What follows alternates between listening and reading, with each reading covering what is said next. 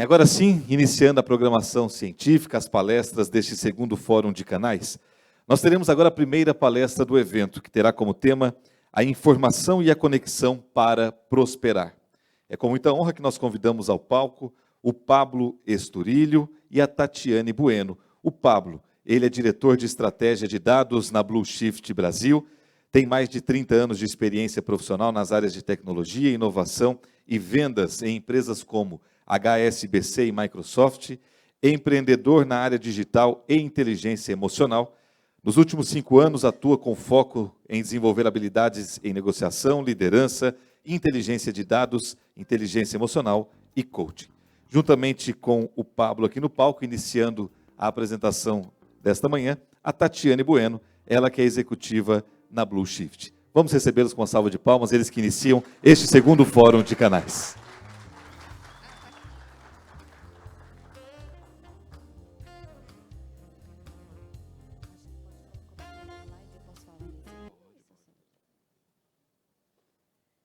Gente, bom dia a todos. É uma satisfação enorme estar aqui hoje com vocês. Como ele disse, meu nome é Tatiane Bueno. Hoje eu estou como executiva da Blue Shift. Eu já trabalhei por 2 anos com o Rubens, no canal da Senior, então eu conheço um pouquinho do desafio de vocês.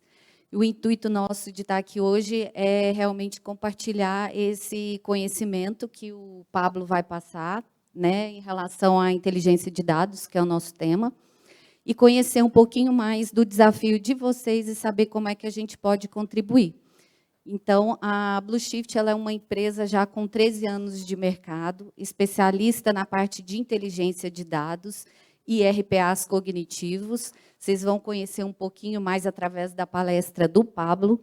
E o melhor é que, depois da palestra, todo mundo vai poder fazer muita pergunta para ele. O Pablo sempre tem muito conteúdo para passar para a gente.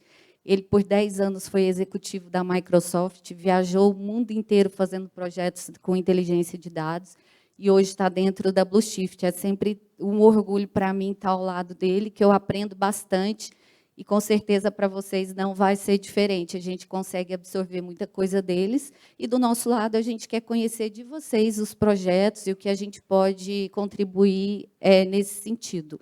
Vou estar os 2 dias por aí, a gente vai poder se conhecer melhor nas salas, e eu fico à disposição de todo mundo. Obrigado, bom evento a todos. E queria agradecer mais uma vez o convite do Rubens e do Elton, né, do CapTI, para ter proporcionado que a gente viesse aqui estar com vocês. Bom dia a todos. Bom dia, senhores, tudo bom? Como vocês estão? Que bom, que honra estar aqui com vocês hoje. Vou agradecer, né, o convite, né, que foi feito para a Blue Shift estar aqui novamente nesse palco. Eu já tive um tempo atrás. E agradecer ao Rubens e ao Elton por ter dado a oportunidade de a gente compartilhar um pouco. O que cada um de vocês está esperando hoje com um título como esse de palestra, né? A informação e a conexão para prosperar. Não vai ser uma palestra técnica, não é só sobre isso, né? Então, eu consegui conectar um pouco de inteligência emocional, alguns conceitos da vida, do nosso planeta, de como a gente vive, e também dados. Tá? Então, vou tentar fechar essa conexão ao longo da nossa conversa, e também às 14 horas a gente vai apresentar um pouquinho mais da Blue Shift.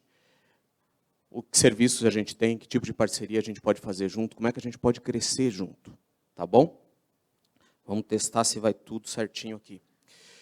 Para iniciar, eu sou o Pablo, né, sou filho do Abel e da Maria, marido da Priscila, pai da Camila, Gabriela e do Arthur. Né, então, eu tenho uma filha já de 26 anos, que está fazendo aí mestrado em arquitetura. Apesar dessa aparência de 30 e poucos anos, né, ela já tem toda essa idade.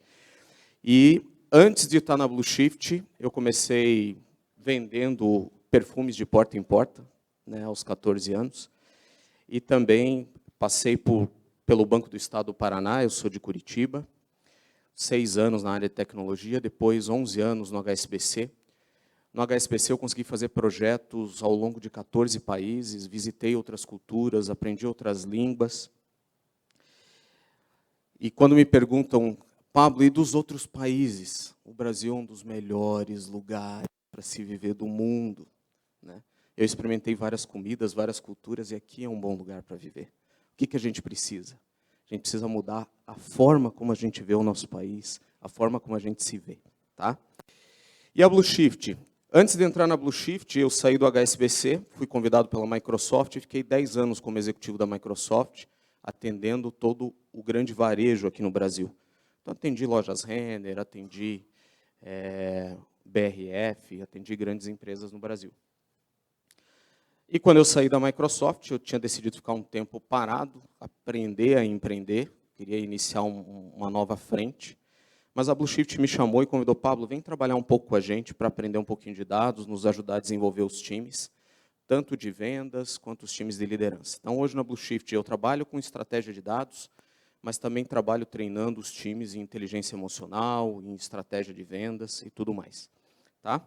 Então, esse é o Pablo. E a Blue Shift, empresa com 10 anos de mercado, nasceu como uma pequena startup. Quando eu entrei lá 1 ano e meio atrás, tinha 200 funcionários, hoje tem 700. Então, dados é um assunto quente. Como é que a gente que está aqui nessa sala consegue fazer a gente crescer junto, a gente cooperar junto, porque dados está crescendo numa velocidade muito rápida. Tá? Então, vamos lá. A Blue Shift é uma empresa especializada em dados, é uma consultoria agnóstica, ou seja, o cliente escolhe o sabor da tecnologia, né? A gente sempre divulga o conhecimento para o cliente, não é algo que a gente quer ficar para a gente. Toda vez que a gente entrou num cliente, desde o início, foi para corrigir algum problema de uma consultoria anterior. Geralmente uma consultoria grande. Por quê? Porque Big Data estava começando no Brasil. E nem todo mundo sabia implementar Big Data. E a gente cresceu corrigindo alguns problemas. Então, eu queria que vocês entendessem que dentro de cada problema tem uma semente de prosperidade e a gente conseguiu aproveitar essa semente. Porque tinha um problema, a gente foi envolvido e usou o que a gente aprendeu para construir a Blue Shift. A parceria com os principais players de mercado, por quê? Porque quem escolhe a tecnologia é o cliente. Ele usa os principais reportes de tecnologia e a gente usa também. E a gente treina os nossos profissionais para isso.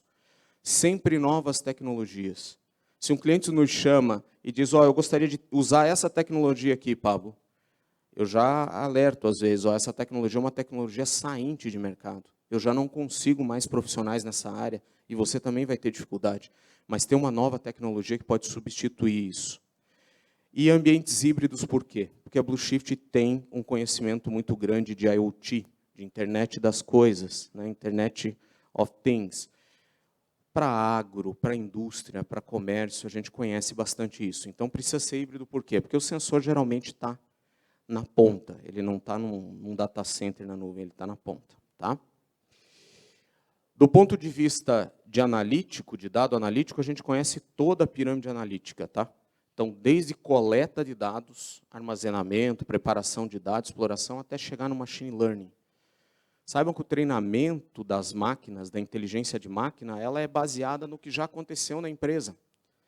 Né? Então, geralmente, quando eu apresento alguma coisa para o cliente, eu sempre pergunto: quantos anos de dados você tem na tua empresa guardado? Ah, não, eu precisei apagar porque o backup está caro e eu não tinha disco, eu não tinha fita, ou eu perdi.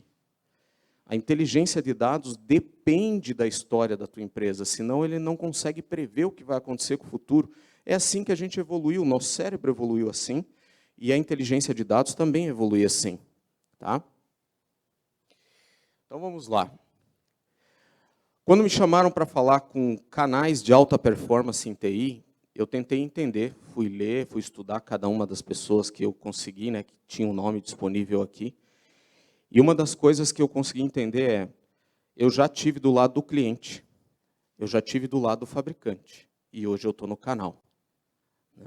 Então, a Blue Shift é hoje o principal canal de dados da Microsoft no Brasil e na América Latina.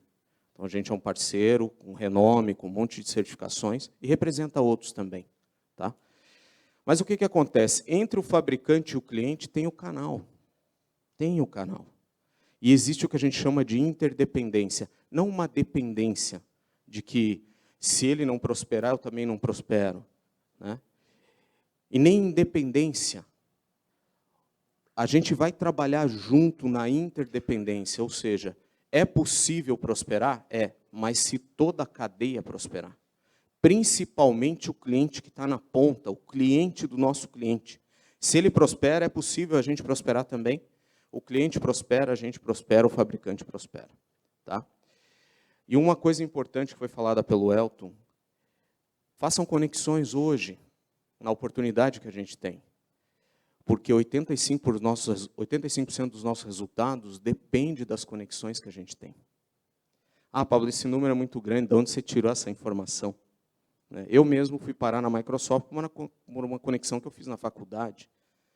Que conexão vai nascer hoje, nesses próximos 2 dias, que vai mudar o negócio da empresa de vocês, dos clientes de vocês, e vai gerar valor para todo mundo? Que conexão que vai nascer dessa nossa interdependência? Tá? Pablo, quando você começou a falar de informação e queria conectar isso com prosperar, precisava ter alguma coisa que nos ajudasse a entender isso. A primeira coisa é, o dado sozinho, eu vejo muito isso, o dado sozinho ele não serve para nada. Ele precisa ter sentido, ele precisa ser agregado com inteligência de negócio, às vezes a inteligência que está na cabeça de cada um de nós, a experiência de negócio, para gerar informação.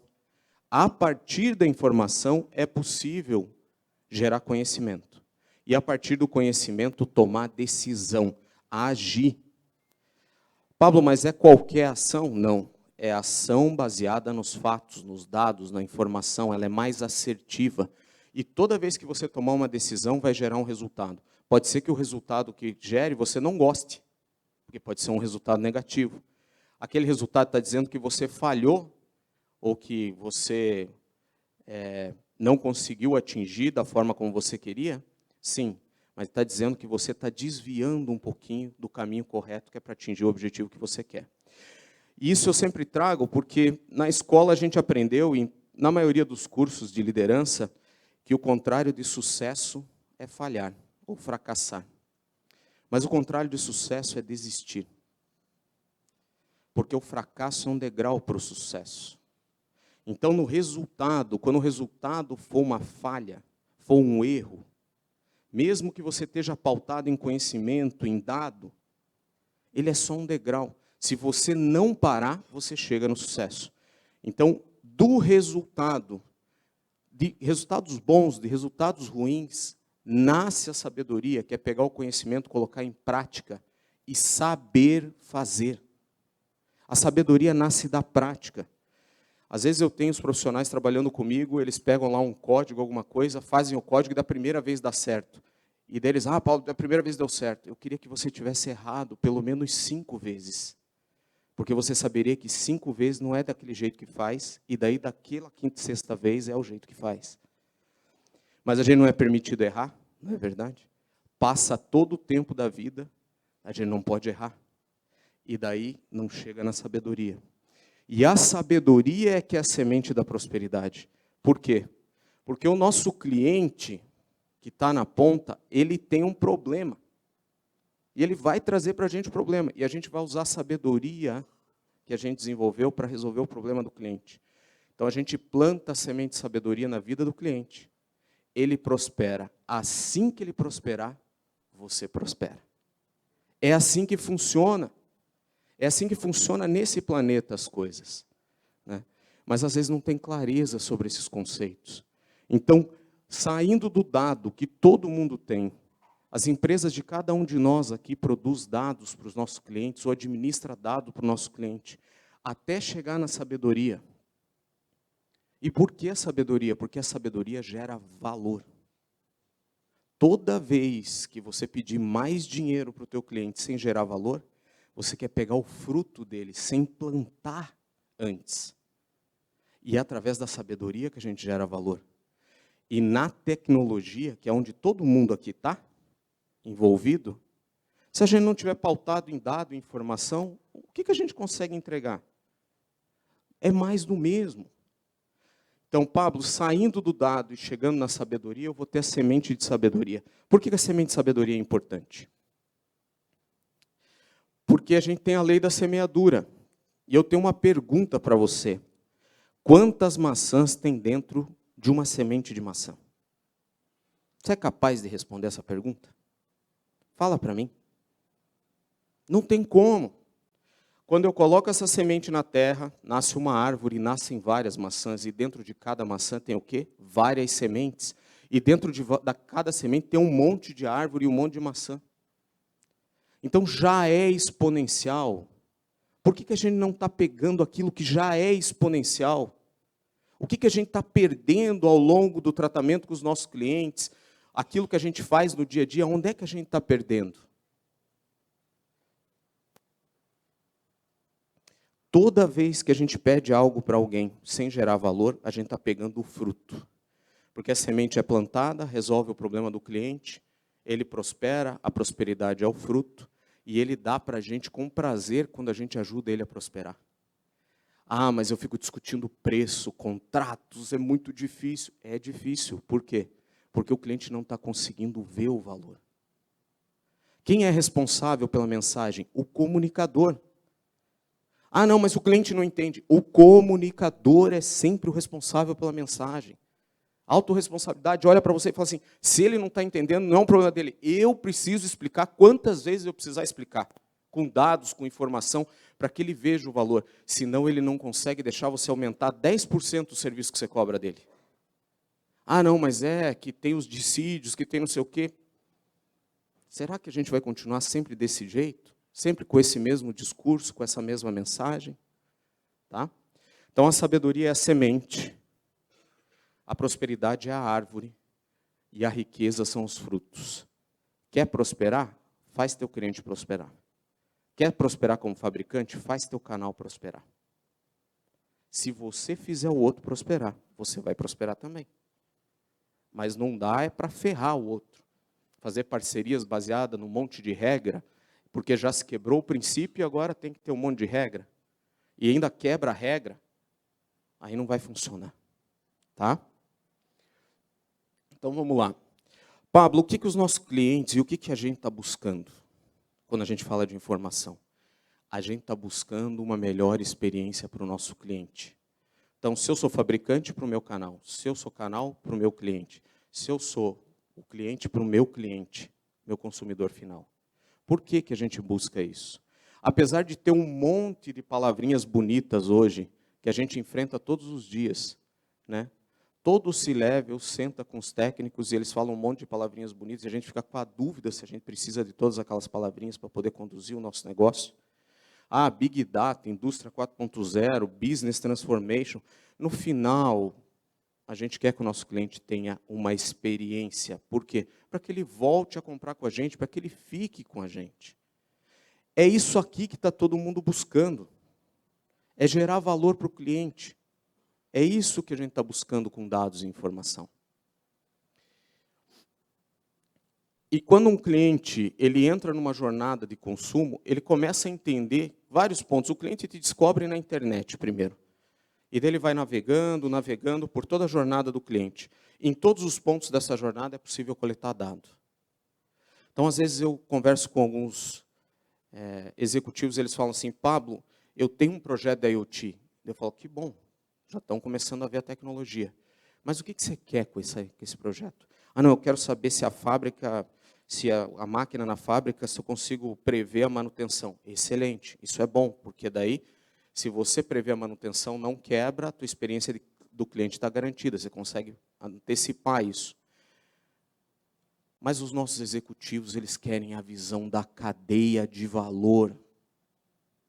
Às vezes a cadeia de valor envolve transporte, às vezes envolve grãos, às vezes envolve os animais, produto, até o fim ele quer ver a cadeia. Ele quer saber que quando a esteira quebrar lá na fábrica, qual que é o impacto no fluxo de caixa, quantos caminhões vão estar parados esperando aquela produção que não saiu da fábrica. É sobre isso. E muitos de vocês aqui têm soluções que controlam a operação do cliente. E tem dado valioso lá dentro para antecipar coisas e para gerar valor para o cliente de uma forma diferente. E que quando o teu concorrente chegar lá, ele vai dizer, não, eu estou com esse parceiro, eu estou com esse canal, por quê? Porque ele me gera valor, eu tenho informações que eu não tenho em outro lugar. E as informações já estão dentro das soluções que vocês entregam. Lembra do comunicador? Como é que você está comunicando o valor? Teu cliente está achando teu serviço caro, teu produto caro, como é que ele está? E vamos lá. O problema é tecnologia? Não. Hoje não é mais tecnologia.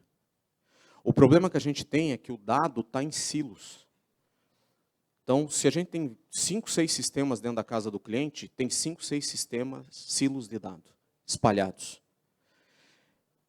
E as pessoas também estão em silos. Então, tem coisa dentro da cabeça das pessoas que não foi traduzido. Geralmente é traduzido por uma planilha Excel e depois a pessoa vai embora e ninguém mais consegue explicar aquela planilha Excel, né? Ou alguém escreveu o código daquele sistema e depois foi embora, ninguém mais tem fonte ou documentação daquilo. Então, silo de pessoas e silos de processos. Tem processo que só acontece dentro de uma área. Se precisar de alguma coisinha da área antes ou da área depois, não acontece. Não evolui, não é fluido. É o desafio que a gente tem. O que a gente precisa? Do dado todo junto. Por que o dado todo junto é importante? Porque a gente está buscando antecipar sinais fracos. O que é tendência, contrate uma consultoria que ela vai dizer para você. Ela vai dizer para você, estão aqui as tendências e tendências e tendências. Mas quando você combinar o teu dado, você vai antecipar um sinal fraco. O que é um sinal fraco? Se acontece sozinho um problema na fábrica, ou no transporte, ou no plantio, sozinho, isolado, você não consegue ver o impacto daquilo. Mas quando você combina com o todo, a inteligência de máquina consegue perceber que houve um sinal fraco lá, houve outro sinal fraco aqui, houve outro sinal aqui. Aí sim, ela percebe um comportamento e consegue antecipar o futuro. O que a gente está buscando é sinal fraco. Para quê? Para não quebrar a experiência do nosso cliente. É isso que a gente está buscando. A gente pode monitorar carros, pode monitorar as pessoas, né, com relógios, pode monitorar o agro, pode monitorar o que for. O importante é colocar tudo isso junto e combinar o dado para que gere informação.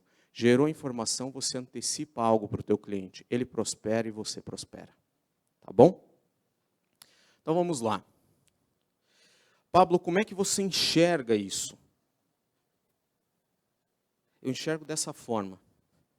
Se você olhar para o teu cliente, ele tem 4 pilares: fornecedores e clientes, colaboradores, produtos, serviços e operação. Se você conseguir trazer dados dessas pontas, de alguma forma, e colocar no centro, e aplicar inteligência em cima, o que vai acabar acontecendo? Você vai identificar os sinais fracos e vai distribuir para as pontas o que precisa ser feito. Então você vai ter funcionários mais efetivos ou colaboradores mais efetivos, porque ele tem a informação na frente do cliente, ele atende melhor o cliente. Teus produtos e serviços conseguem receber feedback e você pode melhorar, a tua operação melhora, né? O teu contato, o teu relacionamento com fornecedores e clientes, ele aprofunda. Pablo, mas eu tenho dado dentro da minha casa, no meu CRM, no meu ERP, mas para conseguir chegar aqui eu preciso pegar dado da rede social. É por isso que existe o Big Data. O Big Data é o quê? Dados de tudo quanto é tipo, para que a gente possa normalizar esse dado e chegar a um insight. Mas esse Digital Loop já é uma informação antiga, de pelo menos uns 4 anos atrás da Microsoft, quando eu ainda estava lá. Mas ele é bem importante e não é difícil de fazer. Ele é simples de fazer. Mas o que precisa? Precisa priorizar algumas coisas. Às vezes eu chego para conversar com os executivos, eles falam assim, Pablo, nós precisamos de Python, nós precisamos disso, nós precisamos daquilo. E eu falo, mas o que você precisa de dados para o teu negócio? Eu preciso disso e disso. Então, existem pontos onde a gente precisa olhar com clareza, porque as preferências tecnológicas dos nossos times de tecnologia hoje são como verdades. E às vezes a gente põe um caminhão de dinheiro numa tecnologia e não precisava daquela tecnologia. A gente precisa do dado. Não adianta chegar na área de negócio e falar, não, aqui a gente fez com Hadoop, aqui a gente fez com isso. Não quer saber disso, ele quer saber cadê o meu dado. E toda vez que ele pede o dado e uma informação, se demorar 2, 3 semanas, ele vai baixar uma planilha Excel, ele mesmo vai fazer o dado, porque o negócio está andando. Então, a gente como TI, a gente como parceiro, a gente como canal, Qual é a velocidade de entrega do dado, da informação? Como é que isso está sendo junto ao nosso cliente? Ele está vendo valor na informação que às vezes está armazenada dentro de uma solução nossa. Está com a gente a informação. E a gente não entrega para o nosso cliente para ele prosperar. Mas então, beleza. Pablo, o que tem hoje disponível? Tem o BI tradicional, né? Tem as aplicações, os bancos de dados, o warehouse. O que é o warehouse? É um depósito de dados, né? Porque às vezes tem muito dado na aplicação, ela fica pesada, a gente precisa pegar o dado e guardar num depósito de dados. Então, o data warehouse é um depósito de dados. Só que daí, como ele fica muito grandão, né? Ele fica pesadão, a gente organiza ele de forma analítica. O que é organizar um warehouse de forma analítica? É você criar visões pré-processadas para que quando alguém for fazer uma consulta num dashboard ou num relatório, não demore, porque tem muito dado lá dentro. Tá? Uma consulta analítica, ela é sempre assim.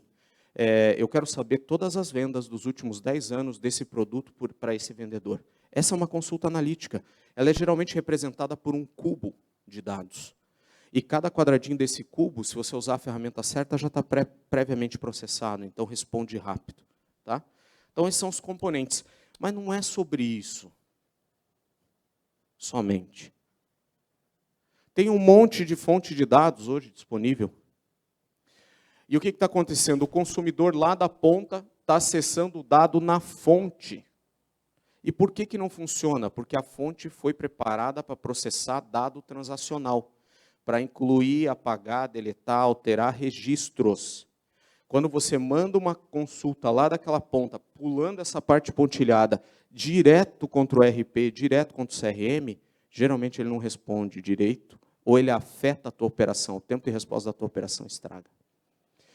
Então, esse meio é chamado de analítico, Big Data e analítico. Ou seja, a gente consegue aterrissar os dados aqui.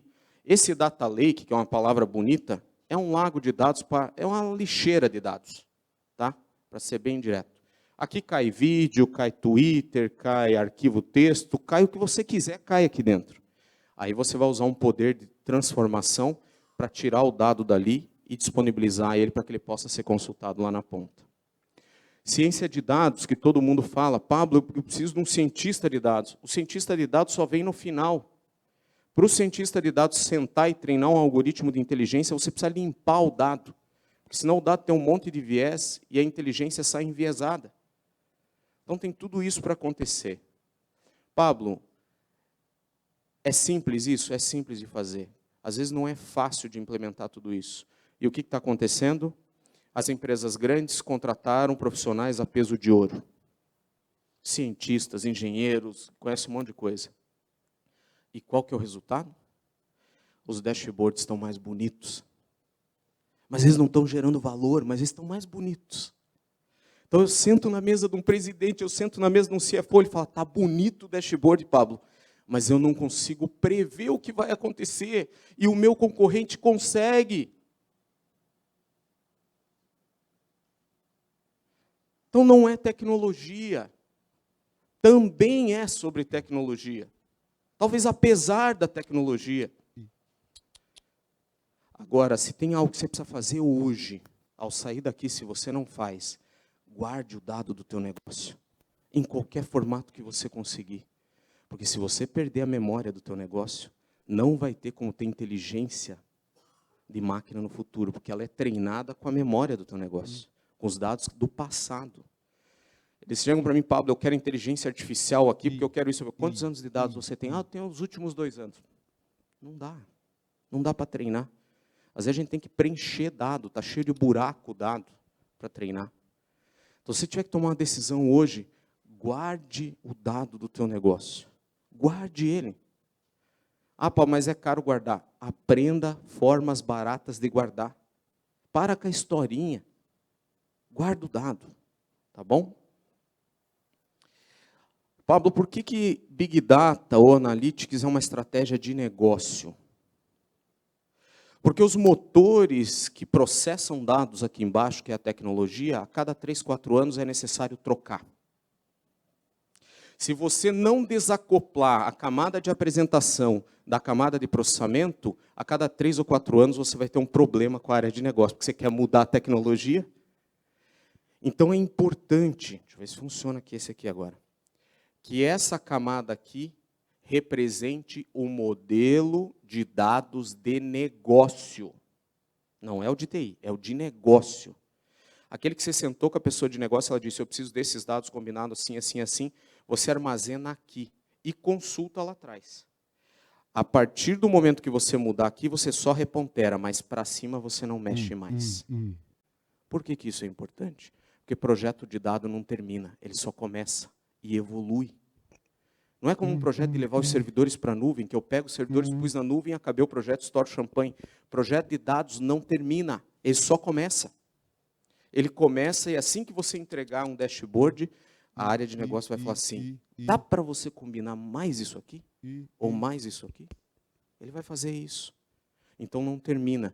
Então tenha uma estratégia de desacoplamento da camada de apresentação, da camada de processamento. Porque daí teu time técnico consegue trocar a parte de baixo sem afetar a área de negócio. Até os dias de hoje, até dá para justificar um projeto de que eu fiquei sem meus dashboards para tomar uma decisão, ou fazer um orçamento, ou definir um planejamento estratégico. Mas cada dia menos. É muito difícil explicar numa reunião do board ou de executivos que não está funcionando os dados porque a gente está migrando a parte de baixo. Não faz mais sentido explicar isso. Acabou esse tempo. Tá? Vamos lá. Ficou sem bateria. Ah, voltou. O que é um simulador de tempo real? Os nossos executivos, eles têm o negócio rodando dentro da cabeça deles. Eles olham aquelas planilhas, olham os PowerPoints, e eles falam, mas e se a gente mudasse isso? Aí todo mundo se recolhe, na semana que vem traz tudo mudado. E daí ele faz outra pergunta, e se a gente mudasse aquilo? Então, está na hora de olhar para simuladores de tempo real, para que dentro da mesma reunião você simule cenários de causa e efeito e consiga resolver dentro da reunião. Porque quanto custa o board reunido? 1 hora. E daí ele pergunta assim, e se eu mexer 1% na parte de imposto? Como que isso vai mexer no meu preço? E se eu mexer um pouquinho no estoque? E se eu mexer nisso? E se eu mexer naquilo? E se você conseguir fazer isso na frente dele, numa tela touch, e depois comparar os cenários, fazer uma progressão para frente, né? Uma prescrição para frente. Se nesse cenário aqui que ficou melhor, nos próximos 12 meses, acho que dá esse resultado. Vamos tomar essa decisão já? Vamos. Cada um sai com a sua encomenda para executar. Esse tipo de coisa mudou o cenário de uma empresa como a BRF, por exemplo. Toda a parte de preço de produto da BRF usa tecnologia de simulador real-time. Ah, se a gente mexer na ração, se eu comprar mais barato o milho, se eu fizer isso, se eu mexer no imposto ou pegar minha fábrica e transferir para outro lugar, eles vão mexendo na árvore e o resultado vai acontecendo na hora. E o que é importante também? Saber que a inteligência que está na cabeça de cada um deles tem que ser representada nessa estrutura. Ou seja, se uma pessoa deixa a tua empresa, você não perde também aquele conhecimento de negócio, que é importante. Tá bom? Vamos lá. Agora eu preparei um vídeo para que a gente olhe, é do Gerhard Leonard. Ele fala sobre o futuro e sobre os questionamentos que muita gente faz para mim. Pablo, quando a gente vê a inteligência de dados, as máquinas treinadas, as máquinas assumindo o controle, o que vai acontecer com a gente? A gente já está treinando ela todo dia que a gente pega um celular e escolhe alguma coisa, toda vez que a gente olha ali, a gente primeiro está entregando para o celular o nosso bem mais precioso, que é a nossa atenção. Né? A gente fala assim, existem redes sociais. Não, existem redes de anúncios. Mas os nossos amigos publicam coisas, a gente se interessa e vai lá dar uma olhadinha. Não é legal assistir a novela da vida dos outros todo dia um capítulo? É fantástico. Só que eles vendem coisas para a gente e descobrem o que a gente faz. E treinam algoritmos todos os dias. E o que vai acontecer quando esses algoritmos tiverem a paridade humana? Né? Então, por exemplo, o Microsoft e Google colocaram 2 inteligências artificiais para discutir. E uma terceira para mediar. E tiveram que desligar. Ou seja, já é real. E tiveram que desligar. Porque o que nos fez evoluir do macaco e chegar onde a gente está hoje foram milhões de anos. Mas essas inteligências aqui conseguem evoluir em meses, o que a gente demorou milhares de anos, pelo poder de processamento que tem atrás disso. O que vai nos garantir? Qual é a nossa próxima geração? Esses dias eu vi um filme que a nossa próxima geração é o robô. O robô falou para o humano. Ele falou assim, você é só uma máquina. Ele olhou, e você é só um macaco. Ele falou para o macaco com inteligência. Ele falou assim, mas a gente não vai evoluir. Ele falou, vai, porque eu fui construído a partir de você. Você me construiu. Só que nesse formato que você está, não dá para evoluir mais. A gente vai assumir daqui para frente e vai continuar a evolução. Filme maluco, mas que é real, que está para acontecer. Quando vai acontecer?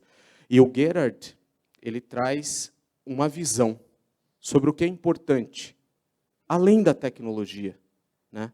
Para que a gente pense e olhe, para cuidar dos nossos times, para cuidar das pessoas que importam, que estão em volta da gente, os nossos parceiros, fornecedores e todos mais nossos clientes. Vamos dar uma olhadinha.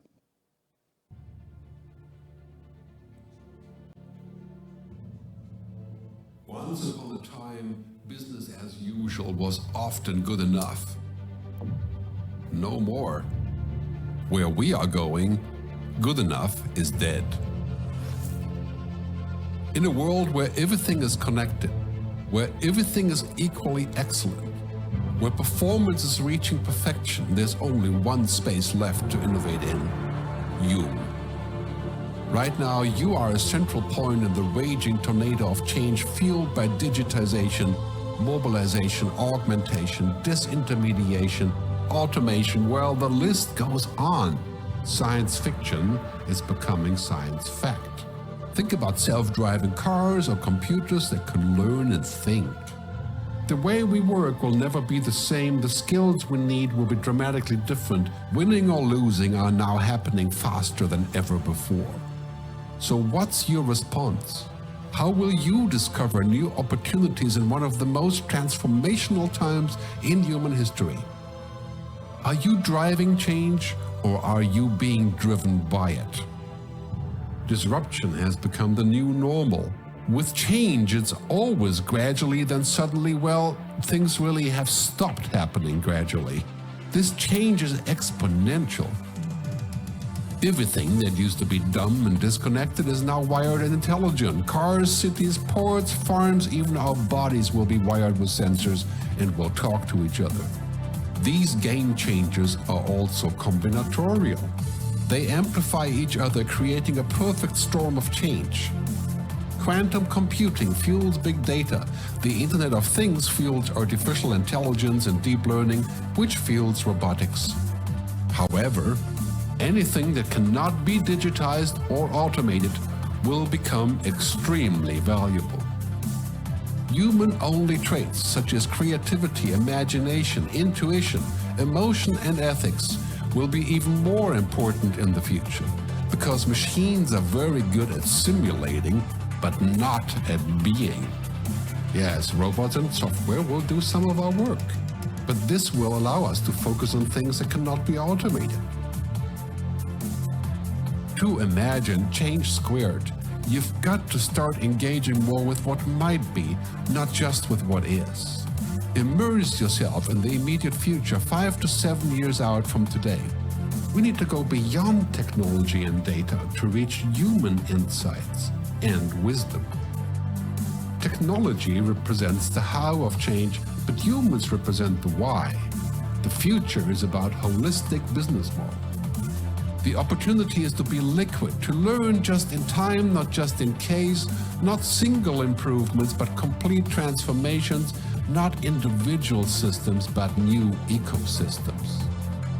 Humanity is where true and lasting value is created. We will engage, relate, and buy things because of the experiences they provide, because of their transformative power. The future doesn't just happen. The future gets happened. The new way to work is to embrace technology, but not to become it.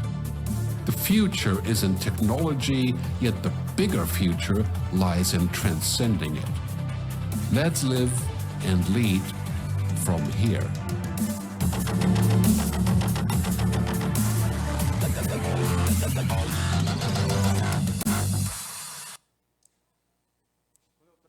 Filme, às vezes ele é em inglês, é rápido de ler ali embaixo, mas a mensagem está entregue. As máquinas são muito boas em simular, mas elas não são boas em ser. O que vai ter valor de agora para frente é a sabedoria.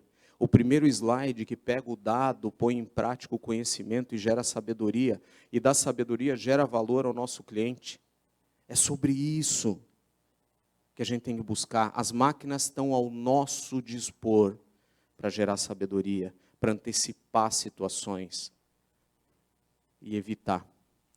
Mas tem algumas diferenças entre melhorar, mudar e transformar. Às vezes eu escuto bastante, estamos fazendo uma transformação digital.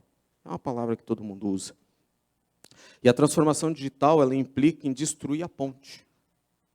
Então quer dizer que a maioria, Pablo, ou é uma melhoria digital ou é uma mudança digital. Exatamente. Tá?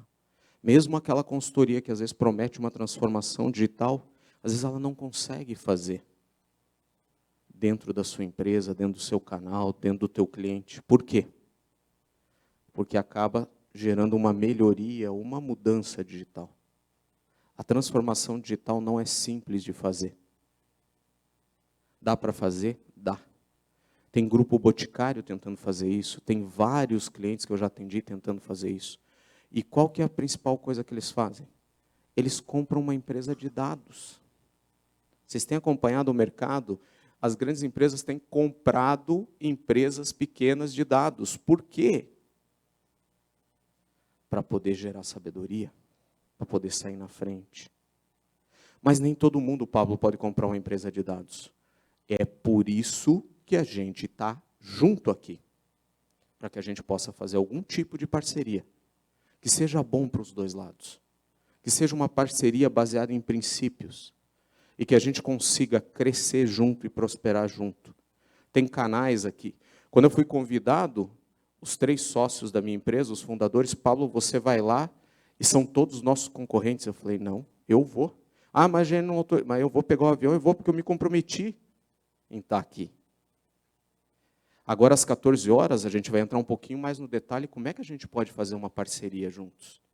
Mas uma parceria que seja bom. Se você estiver desconfortável, não faz a parceria, vamos amadurecer mais. Só é possível uma parceria quando existe um relacionamento de confiança. E precisa estabelecer isso primeiro. O nosso cérebro só faz parceria se tiver confiança. Tem coisas que a gente explica racionalmente, mas tem coisas que só emocionalmente são resolvidas. E saiba que toda decisão é emocional. Vamos lá. Pessoal, depois de eu trazer toda essa monte de coisa, né, tentar conectar tudo isso, que pergunta surgiu? Qual que é a dúvida? O que está incomodando cada um de vocês com relação a dados, com relação ao que está acontecendo no mundo de dados, que vocês gostariam de perguntar? Eu fico à disposição de vocês para responder algumas perguntas. Tem um microfone ali, que vai ser levado até vocês.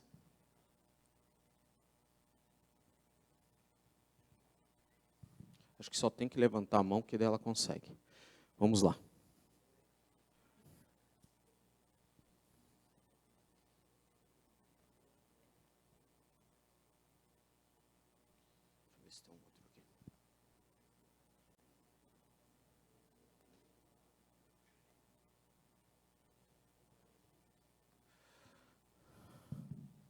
Oi. Olá, tudo bem? Bom dia, Pablo. Parabéns pela palestra. Obrigado. Meu nome é Ludimar, sou da diretriz. Sim. E eu percebi que a base para o sucesso desse trabalho que você apresentou realmente são os dados. Pela experiência de vocês nas empresas onde vocês já atuaram, como é que tem sido a atuação de vocês em relação a, primeiro, fazer uma higienização dos dados que existem? Conforme você mesmo disse, mas tem aqueles que realmente são úteis e aqueles que não são. Então, qual o trabalho, que tipo de atividade é feita para poder higienizar isso, se isso é alguma coisa que a equipe de vocês que acaba executando, ou se o cliente pode já fazer alguma etapa em relação a isso. Sim. Depende muito do tamanho do cliente, porque o mercado de dados está muito aquecido e os profissionais de dados estão sendo contratados a peso de ouro. Então, o que acaba acontecendo é, a gente conversa com o cliente primeiro para entender o momento onde ele está e principalmente onde ele quer chegar, né? Porque daí a gente vem de trás para frente. Porque não adianta construir, pegar todo o dado do cliente que está no RP, levar para a nuvem ou levar para o analítico e depois ele tirar meia dúzia de insights que você poderia fazer em 3 meses, entendeu? Ele paga por aquilo, é um projeto longo e não adianta. Então, projetos de dados, tem uma parte que é a base, que é limpar os dados, e daí você não só limpa o dado, você põe uma inteligência para o dado sempre subir limpo. Porque às vezes você não consegue preparar o dado a nível de CRM, de RP, ele vem sujo por alguma questão de negócio. Ele precisa estar daquele jeito. Esse dia a gente estava fazendo um trabalho na área comercial, por exemplo, da BRF, e o dado estava sujo. Os engenheiros precisaram limpar o dado primeiro. Daí a gente voltou e perguntou, mas por que tem essa situação aqui, que a venda, o código do vendedor aparece em toda a hierarquia de vendas? Ah, porque tem uma situação que a gente vende assim, assim, assado, e precisa colocar desse jeito lá no sistema. Ou seja, eu não vim aqui para mudar o teu sistema. Pode ser que dê para mudar, pode ser que não. Mas eu preciso criar um mecanismo automático de quando o dado subir, eu ajuste isso. Tá? Então a gente faz dessa forma. Mas o mais importante de limpar dados, porque mover dados, copiar dados, transformar dados, limpar dados, custa dinheiro. Então o que você quer fazer com esse dado? Esse é o mais importante. Ah, Pablo, eu quero olhar para esse dado e quero fazer uma simulação para saber se eu vou investir mais nessa área ou mais na outra área. Opa, agora a gente entendeu o que você quer. Então vamos olhar para o teu dado e limpar aquilo que você precisa. Tá? Essa tem sido a nossa prática, tá? Porque senão os projetos de dados custam caro e não necessariamente entregam o resultado. Tá? Aliás, até projetos de dados que são entregues em 1 ano já nasce morto, tá, pessoal? Se não entregar a cada 3 meses algum insight para o C-Level, é um projeto que nasce morto. Tá? A hora que você chega lá, não, eu tenho aqui, a gente fez aqui o dashboard. Ih, amigo, já fiz. Já estou no outro, já fiz 3 versões do dashboard na planilha Excel e no Power BI. Ele não espera, tá? Precisa de velocidade o dado. Não veio.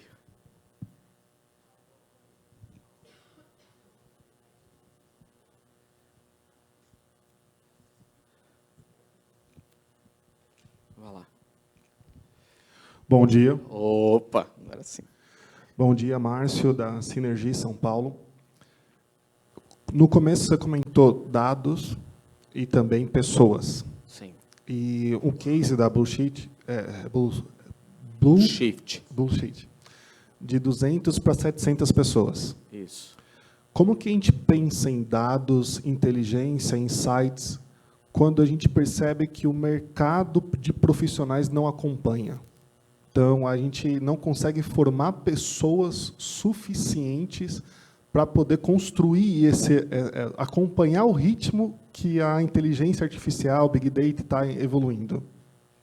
Especialmente, né, nesse momento onde você pode trabalhar de casa, você não precisa trabalhar aqui no Brasil.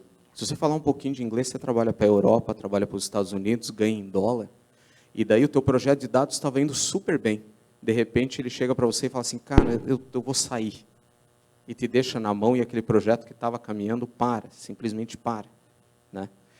A Blue Shift estabeleceu algumas estratégias aí. São segredos de negócio nosso, mas vou compartilhar algumas. Tá? A gente tem uma academia de dados. A gente não depende do mercado para ter os nossos profissionais. A gente entendeu isso bem cedo, no início. E a gente vem desenvolvendo e investindo em profissionais que saem da faculdade ou profissionais que querem mudar de profissão.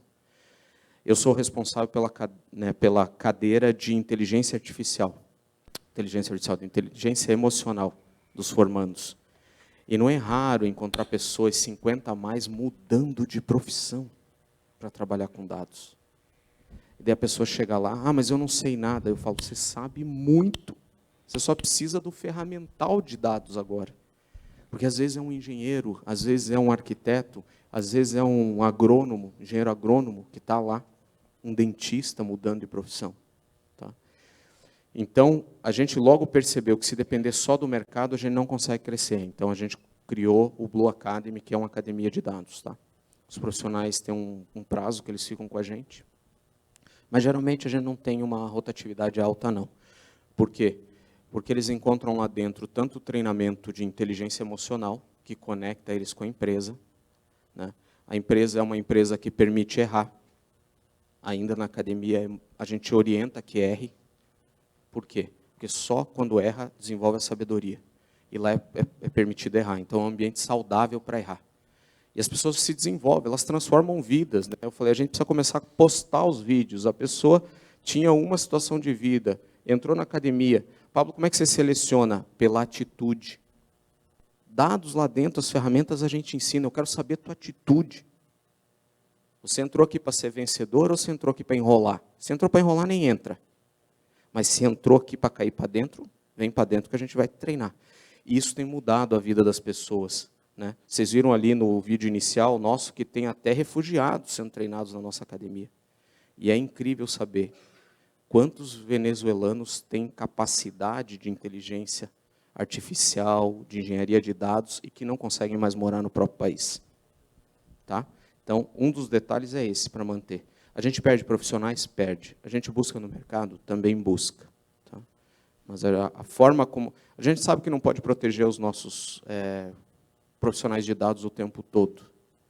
Mas eles têm que estar com a gente porque eles querem estar com a gente, porque eles sentem que o ambiente é confortável. Então, existe uma cultura que mantém eles lá. E alguns saem e depois de um tempo eles voltam. Eu só, cara, eu não consegui trabalhar na outra empresa. Então tá bom, então volta. Por isso a gente tem crescido, tá? Então é isso. Respondeu? Então tá bom. Quem mais? Boa. Bom dia, Rafael da Gestão Sistemas. Aqui. Opa, tudo bom, Rafael? Manda lá. Dentro dessa tua estratégia, existe também a política de você estabelecer uma linha de processo interno, onde você condiciona o teu colaborador a viver a sua cultura. Isso também se encaixa no seu segredo de negócio, como você comentou, de você conseguir educar o seu meio com a sua cultura para que ele viva aquilo de uma forma em que ele não consiga se adaptar ou ele veja aquilo como uma vantagem estratégica para ele? O que a gente descobriu é assim, se a gente tentar pegar quem vem de fora e formatar na nossa cultura, não funciona.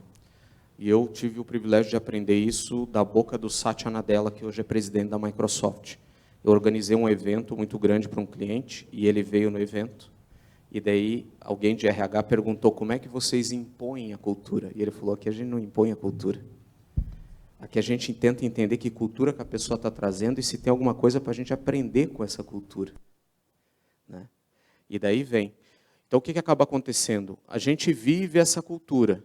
Tem pessoas que não se adaptam a ela e saem, mas é um conjunto pequeno. Porque aonde que está a dor de todo mundo? A dor de todo mundo está ligada com questões emocionais de rejeição, questões emocionais de não posso errar, de que eu tenho que ser perfeito sempre. Né? E essas questões, quando você abre elas na mesa e põe elas e trata elas, as pessoas falam, mas aqui eu posso errar então? Pode errar. Mas posso errar várias vezes no mesmo lugar? Daí não, amigo. Que daí é burrice. Ele não quer isso. Né? E as empresas elas precisam de resultado. Então, como é que a gente faz o resultado? R bastante, mas R rápido. Né? Então, esse tipo de coisa que você falou, como é que ele entende isso? A partir do momento que ele entende as questões que ele está tratando e ele se sente à vontade em errar dentro da empresa e fazer o trabalho dele e a colaboração existe, ele fica. Mas a gente recebe o que ele tem também, a gente não tenta impor.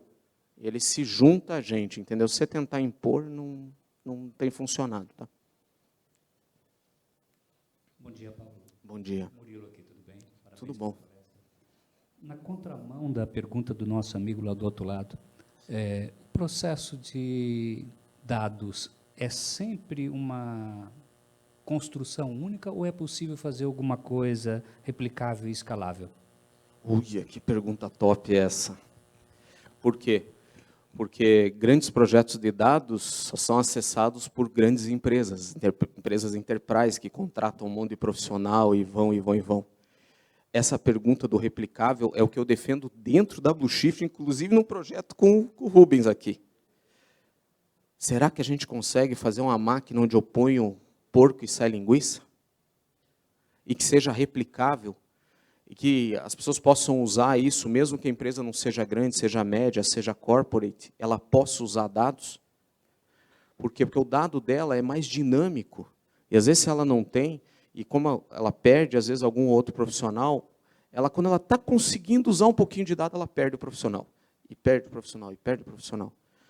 Então, essa é uma pergunta interessante. Dá para fazer sempre tailor-made, que nem a gente diz, né? Feito sob medida para uma empresa grande? Dá, são projetos longos. Mas a gente está, nesse momento, tentando identificar, hoje à tarde a gente vai falar mais sobre isso, parceiros que queiram montar uma arquitetura de dados como serviço, que seja capaz de gerar benefício, gerar valor para as empresas que vocês atendem. Tá? A gente tem algumas ideias, mas provavelmente tem dados dentro das plataformas que vocês vendem que faz sentido para o cliente de vocês. Como é que a gente captura, transforma, prepara isso de uma forma mais replicável? Que daí a gente constrói uma vez e daí gera valor várias vezes. É bom para todo mundo isso. Mas boa pergunta, a gente está buscando isso também. A gente já fez alguns ensaios, tem partes das soluções que a gente criou que são replicáveis, né? Mas assim, ainda acho que é muito técnico. A gente é replicável migrar da linguagem tal para a linguagem tal. Tá bom, mas eu não queria isso, eu queria... Você tem um RP, pega o RP, o teu RP gospe esses dados? Gospe. Então, joga aqui dentro. O que faz sentido para você, do ponto de vista do teu negócio? Faz sentido isso, então desenho aqui com você algumas coisas. Já sai do outro lado para você poder trabalhar o dado. E sai de uma forma amigável. Essa história de self-service BI, com o nome dos campos e das tabelas vindo da TI, não funciona. Tá? Não adianta fazer isso, porque não tem sentido o dado. Certo? Alô? Oi? Sou eu agora. Tem mais uma pessoa ali. Depois sou eu. É você. Olá, tudo Olá, bom? Olá, querido, tudo bem? Que muito bom assisti-lo aqui novamente. Que legal. Bom, eu me chamo Dilze, trabalho com gestão de pessoas, sou também diretora aqui da casa, e muito interessante a pergunta que foi colocada sobre essa questão de transferir ou impor a cultura, que isso era muito comum antigamente. Hoje a gente já sabe que não dá. Você tem que trazer essas pessoas que têm algum tipo de fit cultural. Obviamente, esse fit nunca é 100%, mas que você já tem ali acima, pelo menos, de 50% desse fit, seja com a cultura, seja com as exigências do cargo, para que você consiga desenvolver essa pessoa, o restante, né, e ter, digamos assim, um modelo preditivo para a contratação. Né? Quando a gente fala aí, principalmente dos tech talents, que é o que a gente não está achando de jeito nenhum no mercado. Então, eu gostaria que você falasse um pouquinho dessa análise de dados voltada para a People, nesse sentido, tanto de a importância desse analytics, para eu fazer esse match, para eu trazer essas pessoas que tenham esse fit, e ali dentro, como que eu desenvolvo e, principalmente, como eu conquisto essas pessoas, para que, como você falou, a hora que está funcionando, eu não as perca. Show de bola. Excelente pergunta. O que a gente tem usado com maior eficiência é clareza. Tem que ter clareza nas coisas. Então, quando eu contrato alguém, eu vendo a empresa para essa pessoa. Ela tem que ter clareza do que ela está comprando. Eu estou contratando a empresa, mas ela está me contratando também. Ela vai entrar para trabalhar, dedicar o tempo dela na empresa aqui. A gente tem algumas ferramentas de mercado, todo mundo conhece a análise de perfil comportamental, são ferramentas, a gente usa isso bastante, usa analytics em cima disso. Por quê? Porque, às vezes, tem papéis dentro da empresa que, se a pessoa tem um perfil, ela vai gastar mais energia para executar aquele papel. Só que, como ela não conhece o perfil dela, ela sofre. E daí o sofrimento gera estresse. Estresse o que é? Má gestão das emoções. A química do corpo muda e você vai ou para ansiedade, ou vai para depressão e vai chegar num burnout. Então, a gente conhece bem a sequência que o cérebro tem para levar uma pessoa ao burnout. E a gente usa analytics para quê? Para antecipar que aquela pessoa pode estar chegando num burnout. Por quê? Porque o tipo de atividade que a gente colocou ela não condiz com o perfil dela. Pablo, é 100%, é fácil, você consegue trocar todas as pessoas e botar elas no melhor lugar? Lógico que não. Mas se eu trabalho com clareza, ela sabe que ela está se adaptando pelo tempo que for necessário para concluir aquele projeto, e não sofre. Porque o problema é quando ela não tem clareza, ela sofre. E ao sofrer, muda a química do corpo, e naturalmente vai chegar a um burnout. Tá? Então é aí que a gente aposta. Bom dia, Pablo. Meu nome é Matheus, aqui, na empresa Diretriz. Sou executivo de contas lá na Diretriz. A minha pergunta, acredito que seja muito semelhante da nossa colega. Eu queria entender, você que é especialista na parte de emocional, né, na inteligência emocional, qual a relação dessa parte emocional do colaborador, que o que faz mantê-lo na empresa ou que faz se sentir satisfeito com o trabalho, tanto na parte de retenção de talentos, quanto na parte de desenvolvimento de soluções. O que faz as novas gerações se manterem na empresa? Isso. Então, primeiro a gente conhece o perfil das pessoas enquanto elas estão ainda na academia ou estão entrando, para a gente poder entender que projetos, que posições que elas vão, mas o papel da liderança é fundamental.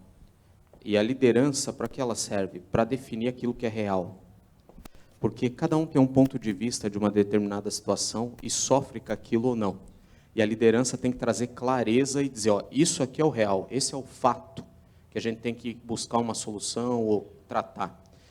Então, a gente tem trabalhado bastante com as lideranças, formando líderes, mas não o líder porque ele subiu de cargo. Ele atingiu um cargo de gestão. Não é sobre isso. Por exemplo, se você chegar numa empresa e falar assim, ó, esse aqui é o líder que está aqui como diretor, mas o cérebro das pessoas não perceber que ao estar ao redor dele a chance de sobreviver é maior, eles não reconhecem como líder. O teu cérebro não reconhece o líder, por mais que ele tenha um cargo na hierarquia. Então a gente tenta quebrar isso sempre que possível. A gente tem lideranças também que ainda precisam ajustes, como toda empresa, tá? Mas a percepção que as pessoas têm de que ao estar próximo daquela pessoa, a chance de sobrevivência daquele grupo é maior, isso é liderança real, emocional, inclusive. Entendeu? Sabe aquela pessoa que você chega, cara, eu estou com esse problema, ela pega a sementinha de sabedoria dela e põe na tua vida e fala assim, ó, faz por aqui que dá certo. Aí dá certo, daí a próxima vez você pergunta de novo e dá certo de volta. Teu cérebro entende que aquilo é uma liderança, que ele fez primeiro, que ele quebrou a cabeça primeiro e ele tem a semente de sabedoria para te servir. E quando você prospera como executivo de contas, ele prospera também. Ele entendeu como é que a roda gira, entendeu? Então, é essa clareza que a gente precisa ter. Quando eu sou líder, eu preciso servir, não tem jeito. Né? Se eu tiver que dar ordem como líder, tem alguma coisa errada, eu preciso ajustar alguns pontos. Mas essa é uma discussão, talvez, que a gente vá mais meia hora, uma hora aí para fazer. Espero que eu tenha te respondido. Vamos lá. Eu não sei como é que está o tempo. Oi, por favor, vamos lá. Inicialmente, parabéns pela sua excelente apresentação. É uma maneira de aprender algo mais. Eu tenho uma visão, pela experiência, hoje eu sou fundador de uma empresa que desenvolveu um software na área de planejamento orçamentário, projeção de cenários futuros e tal. E a vivência toda na área de TI foi atendendo as empresas.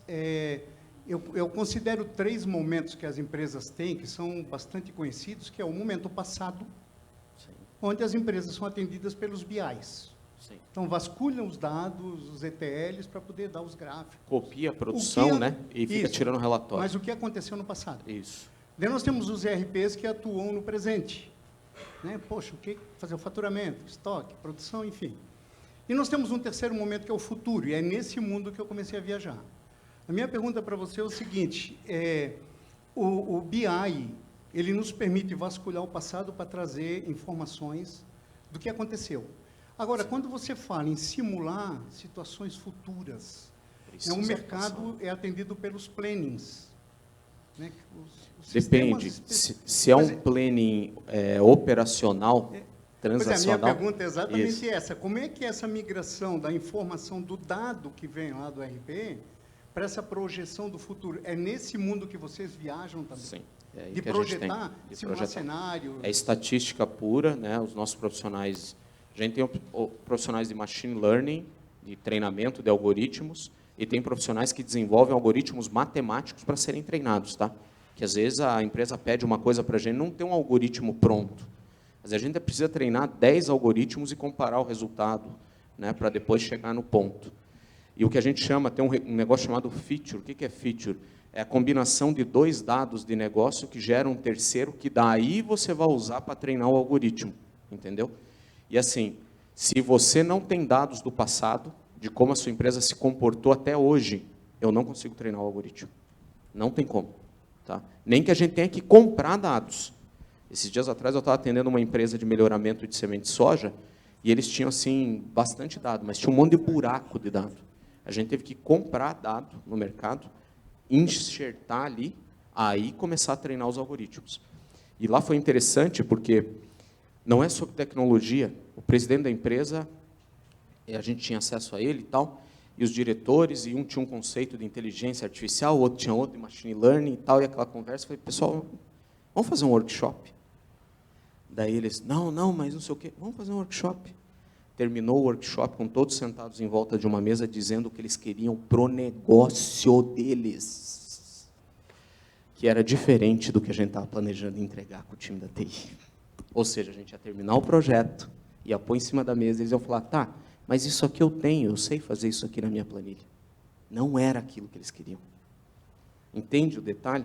Às vezes a gente tem que ensinar as pessoas sobre dados, sobre o que é possível fazer, para depois a gente começar a limpar dados ou fazer outras coisas. Então, para falar inglês é importante?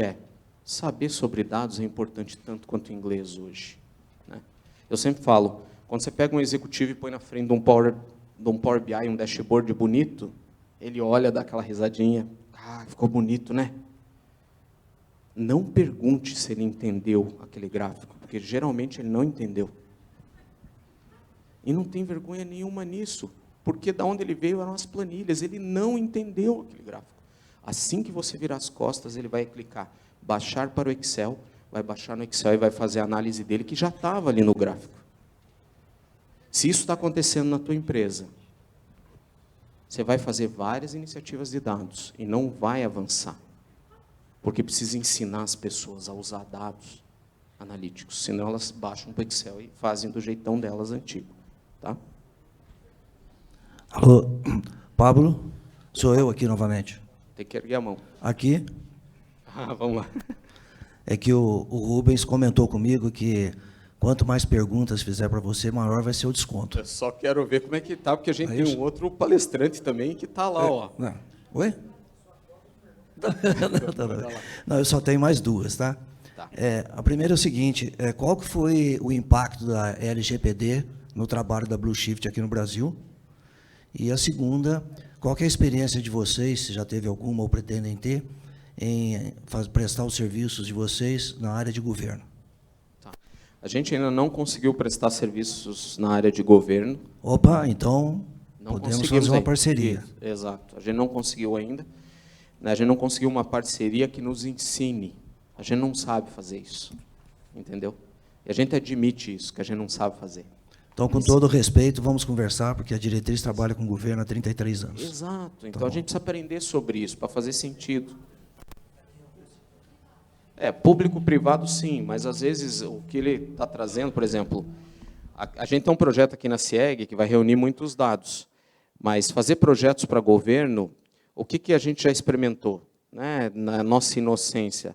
Responder algumas... Se lascamos, porque o nosso preço nunca é o menor, e a gente perde, a gente faz o projeto inteiro, responde a RFP toda e não tem jeito, né? Então, a gente precisa aprender sobre isso, a gente precisa de parcerias para aprender sobre isso. LGPD colocou um freio, tem 10 minutos, colocou um freio no uso de dados particulares, privados, nossos, de forma indiscriminada. Quem que deu esses dados para essas pessoas usarem? Geralmente a gente, tá? Então, a gente, no final de semana, tira fotos, a gente posta coisas, a gente conta a nossa vida inteira para essas pessoas, né? E daí eles têm dados bastante. Outras coisas. Você quer o CPF na nota? Quero. Então, põe aí o CPF na nota. Só que aquele sistema, às vezes, que está ali na frente de caixa, não é um sistema seguro, entendeu? Aí pega, rouba dado dali.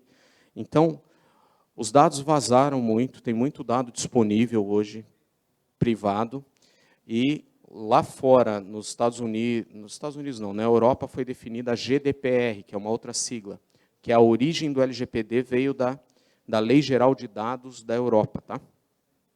Quando eu estava na Microsoft, a Microsoft participou ativamente de como construir isso de forma que fosse tecnicamente possível de implementar depois, né? Então, Google, Microsoft, todos eles, através de e-mail, através das soluções aí de nuvem, implementam isso muito bem. Mas o que aconteceu do nosso lado? Pablo, eu já tenho o dado aqui, mas a pessoa da área comercial pode ver isso, mas não pode ver aquilo. A pessoa do financeiro tem que ver isso, mas não pode ver aquilo. Isso se chama mascaramento dinâmico, que é uma técnica que a gente usa, ou, em inglês, chama Role Level Security, ou segurança a nível de linha.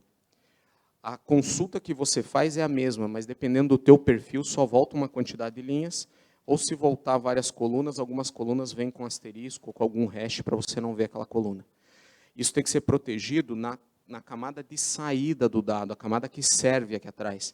Porque as pessoas usam várias formas de usar o dado, ou vão por uma planilha, ou vão por um dashboard, ou exportam um arquivo, e a todo momento que o dado sai, ele tem que sair só com aquilo que você pode ver. Tá? Então, tem formas de fazer. Tá bom?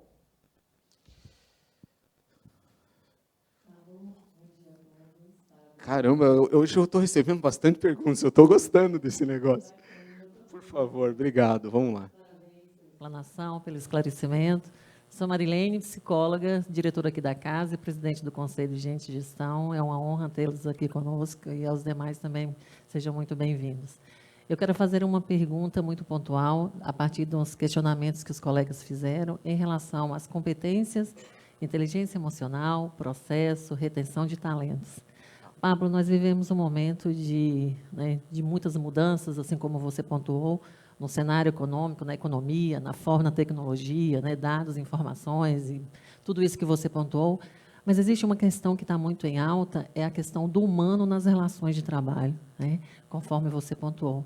Trabalhamos a inteligência emocional, mas como reter, conforme o colega pontuou, aqui o outro que fez a questão, Pablo, e aí os processos?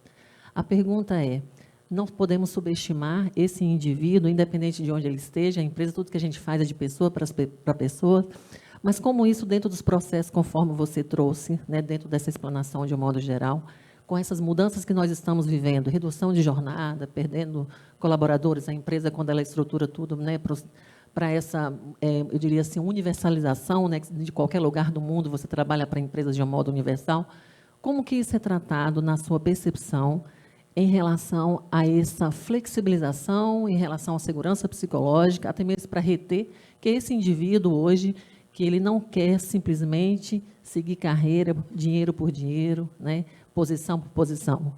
Como isso é tratado a partir dessas informações, conforme você pontuou, como que vocês fazem essa conexão?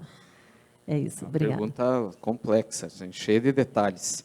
Mas vamos lá, eu vou tentar responder da melhor forma e talvez a gente possa fazer uma conversa, talvez, à parte aí, né? Então, vamos lá.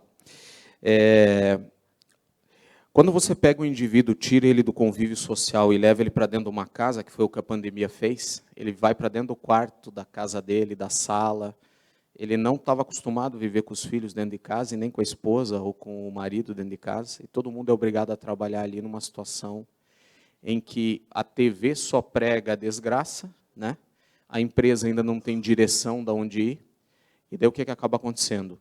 Acaba acontecendo o que a gente chama de eu não sei o que vai acontecer.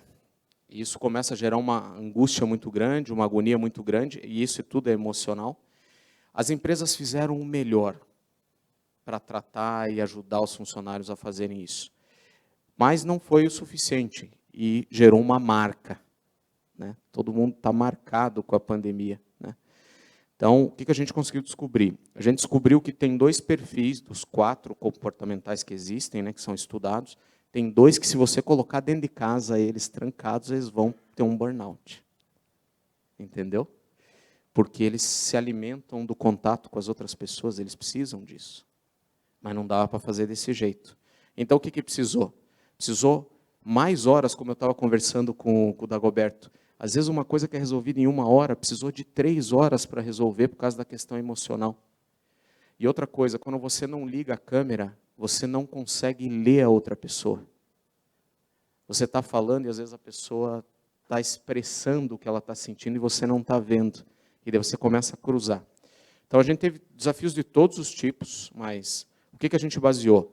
Conhecer inteligência emocional. Toda decisão é emocional, toda ela. Ah, Paulo, mas eu comprei um carro, não é uma decisão emocional. E por que você comprou? Ah, porque ele tinha essa roda, porque ele tinha isso, porque era mais barato. Então, teu cérebro já está explicando por que você decidiu comprar, mas a decisão foi emocional. Então, a gente primeiro estudou os perfis, viu aqueles que estavam em mais risco, né? E aqueles que estavam em mais risco, a gente teve que trabalhar com eles mais próximo mesmo, via videoconferência, para tentar reter. Alguns não, a gente não conseguiu. Então, terapia, a pessoa procurou terapia, a pessoa procurou psicólogo, muitos procuraram até psiquiatras para poder interromper o processo. Tá? A gente aprendeu, na realidade, muito, e com o que a gente aprendeu, a gente chegou à conclusão que, se você está aqui na Blue Shift trabalhando e está sofrendo, tem alguma coisa errada. Porque ou você aceita essa cultura, ou você faz alguma coisa para mudar, mas não fica em cima do muro sofrendo. Então, essa é uma coisa que a gente usa. Você está sofrendo? Ah, eu vou no cliente, o cliente grita comigo, eu não consigo gerir minhas emoções. Então, você está sofrendo. Como é que a gente te ajuda a gerir suas emoções? Senão você vai estressar e, na sequência, vai ter um burnout. Tá? Então, a palavra que a gente usa muito é: está sofrendo? Está feliz? Ah, não estou feliz. Então, me diz aí por que você não está feliz. Por causa disso, disso, disso. Geralmente é a forma como a gente vê o mundo que muda o nosso sentimento. Às vezes, se ajudar a pessoa a ver o mundo, a realidade, né, ela para de sofrer. Tá? Gente, muito, muito obrigado pelo tempo de vocês, pelas perguntas. A gente vai estar aí até quinta-feira de manhã, né, Tati? Eu espero que a gente consiga conversar e estabelecer alguma parceria que seja boa para todo mundo, tá? Porque quando o Rubens me convidou, ele falou assim: vem para cá que vai ter bastante gente aqui e eu vou endossar vocês aqui. E está endossando todos vocês aqui também, o Elton e ele. Então, a gente tem um princípio para começar a confiar um no outro e fazer alguma parceria, tá bom? Muito obrigado a vocês todos, parabéns.